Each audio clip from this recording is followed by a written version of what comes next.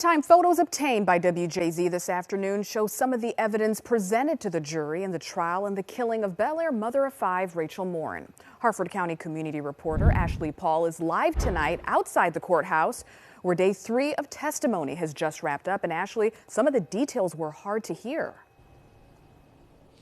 Yeah, it was another emotional day of testimony as we saw pieces of evidence lining that 150-foot blood trail that led from the Ma and Pa trail to Rachel Morin's body inside that drainage culvert. That in addition to not only hearing about but seeing photos of Morin's brutal injuries during her autopsy. Dozens of evidence markers line the 150-foot path leading from the Ma and Pa trail to this tunnel where Rachel Morin's body was found on August 6, 2023. Kenneth Smith, a detective with the Harford County Sheriff's Office Forensic Service Unit, testified for 2 hours this afternoon, showing bloody rocks, leaves, and sticks that lined the path. He also testified to finding Morin's smashed phone and Apple Watch near the scene. These were some of the photos shown to the jury.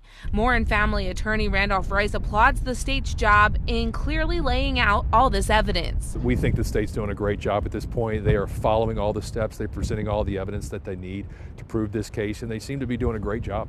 But the defense has raised some concerns about DNA collection. During testimony given this morning by lead forensic detective Michael Wilsinski, the defense asked if the same DNA swabs were used on different parts of Morin's body. Wilsinski explained the same swab was used on both of Morin's breasts, and another swab was used to swab her wrist and fingernails. Body camera footage confirmed by Wilsinski also shows a medical examiner's office field inspector holding a bag used to cover Morin's hands before putting her in the body bag, without gloves on.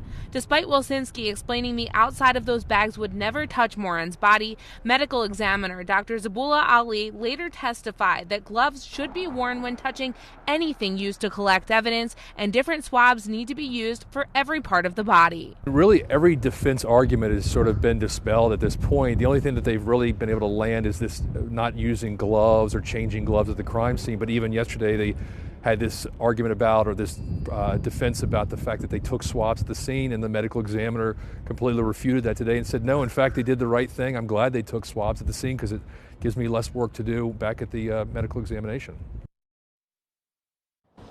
Now, the jury also saw photos of Morin's body during her autopsy, with the medical examiner testifying that she was struck in the head at least 15 to 20 times with a blunt object. He also testified that he believes Morin was raped. Now, due to the severe hemorrhaging in her brain, neck, and throat, he says that the cause of death was blunt force trauma and strangulation, and the manner of death is homicide. On your corner in Harford County, I'm Ashley Paul, WJZ. Beyond disturbing. Ashley, thank you. Now, in that piece, we just heard from the Morin family attorney. We want to disclose Randolph Rice advertises with WJZ, CBS News Baltimore, and does have a sponsored segment that airs on WJZ at 9.